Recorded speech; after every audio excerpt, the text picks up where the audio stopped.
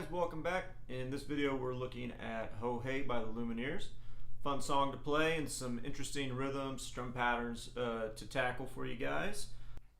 Let's go ahead and take a look at the chords that we're going to see throughout the song. We've got a C major going from string 5, 3, 2, open, 1, open.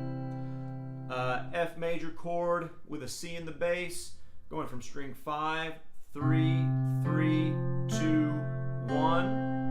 String 6 and 1 are going to be muted on that one. And just as a side note, if you have ever seen slash chords or chord inversions and you wonder what they are, it'll be like F/C. The letter that you're seeing on the left side would be the chord name, and the letter you're seeing on the right side of the slash would be the bass note. So this is one of those chords, F over C. So C is in the bass, but the entire chord is an F major chord. Then A minor going from string 5, open, 2, 2, 1, open. A G major chord from string 6, 3, 2, open, open, 3, 3.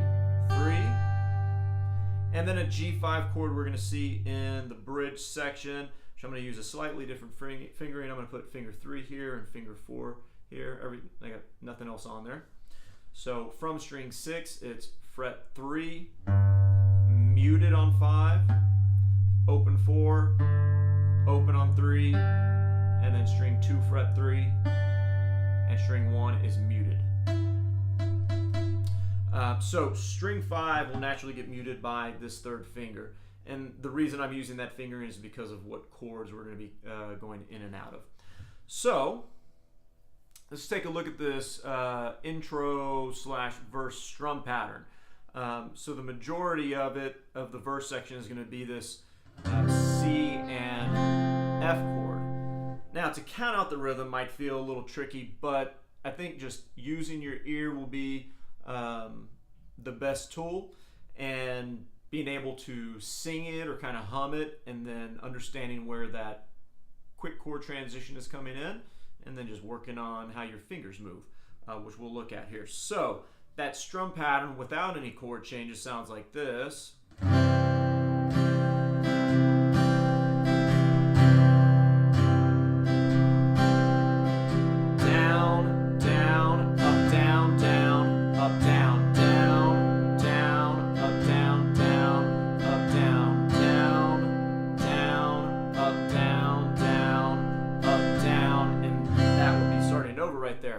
So on that last down strum, we're going to put that F over C chord in. And that's what kind of creates the momentum, and just a momentary shift kind of defines that chord riff.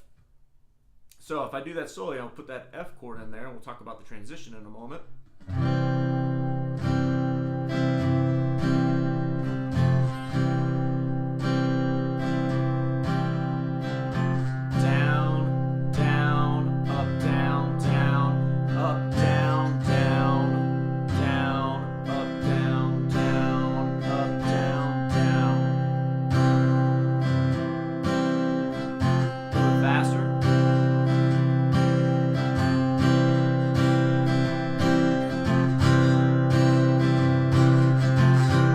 Work on getting your directions for strumming down.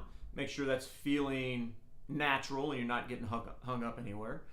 And then for the C to F transition, if you haven't played this F chord before, or I guess if you've never played an F chord, then it might feel a little tricky, but any movements on the guitar you can pin down to some small little details, and just try to tell yourself a very specific way of moving, and don't just look at it globally, I guess would be the best explanation. So don't just expect your hand to do it, I guess would be what I'm suggesting there. So I'll give you something to use here specifically for the C to F over C. In our C chord, all we're going to have to move out of, we can leave finger 3 and finger 1 on, and then my pinky's already kind of hanging out where it needs to be here, because it's going to come to string 4, fret 3, and then my middle finger is going to bounce down one string to string 3, fret 2, from string 4, fret 2. So, see if I can square this away a little bit more. I'm going to hang on to these two fingers, move my middle finger down one string, and then place that pinky. That's probably the thing that's going to be hardest to control if you haven't done this before. But in any case, whether you've been playing a long time or not, just always aim for very small movements and relieving your hand of any tension that you may be holding. And you know, if you just do that consistently, it'll start to take shape pretty quickly. So you're going to hear that a lot throughout the tune. And then there's a little ending to the verse section, which is going to be A minor to G, and then we're back into that same riff. So let me play that a couple times. Let's start slow and speed it up.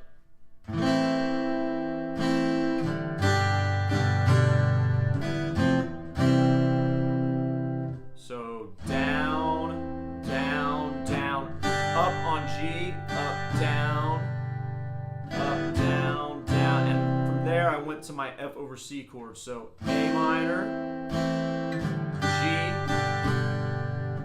F, C, back into that same riff.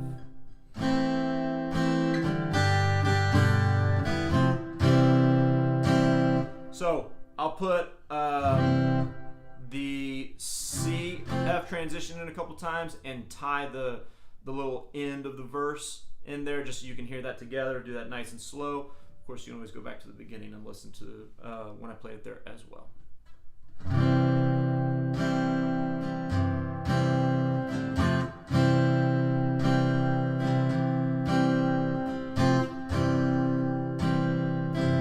Here we go, A minor.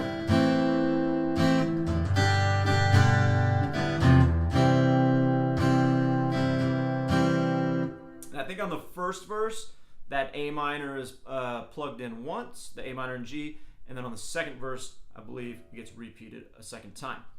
Now in the chorus, we have a totally different strum pattern. I think it'll be a lot easier to hear, but we do have some accents that we want to take care of. So I'll just play it with an A minor chord. That strum pattern is going to sound like this.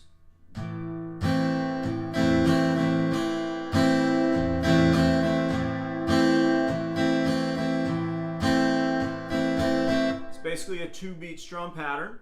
I'm putting an accent on my my second down strum, and then my first up strum. So right there, and then my first up strum. So listen for that. And what I'll say about accents is, you don't just try and play those louder. Try and bring down the volume of your other strums as well, so it makes that contrast, increases the contrast, and just gives you a nice groove. So.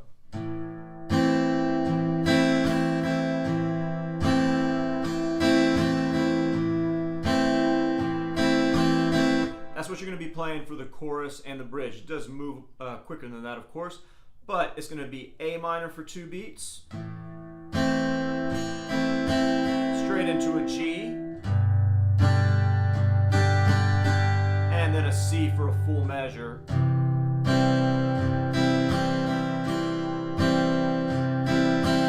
A minor, G, and C. A little bit quicker.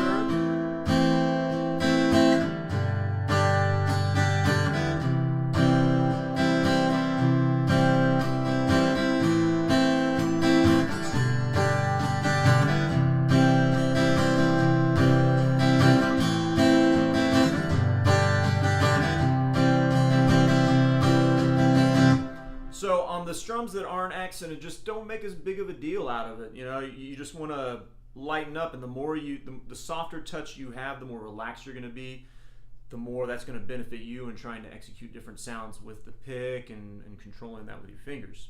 And then in the bridge section, it's going to be the exact same strum pattern, just a different chord progression. So we'll have F for 3 beats, C for 1 beat, mentioned earlier for 2 beats, and then back to C. So if I just play that with down strums and don't do the strum pattern, you'll hear that C chord comes in only for 1 beat, so it's slightly different in terms of when the chords change, how that happened in the chorus. So it sounds like this.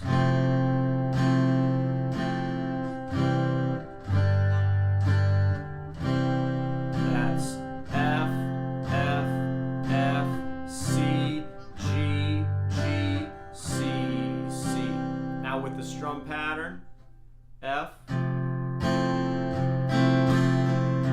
C, and G5, and C, and F, C, and G5, and C, and F, C, G, and C.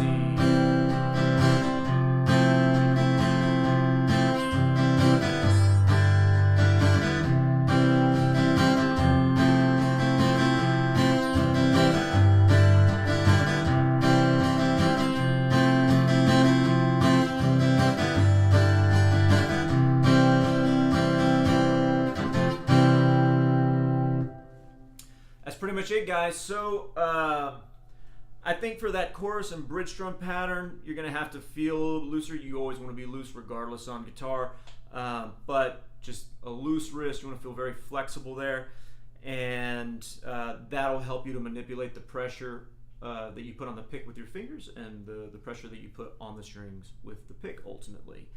So work with a metronome. Metronome's your best friend in any situation, because it just incrementally bumps up that speed and you really don't even feel it once you're hearing it. And really the only, if you're familiar with these chords already, I think the only chord transition that you have to focus on is that F chord to the C chord, just because it's a little snappy, happens pretty quick. That's it, guys. Have fun. Let me know if you have any questions. See you in the next video. Thanks a lot.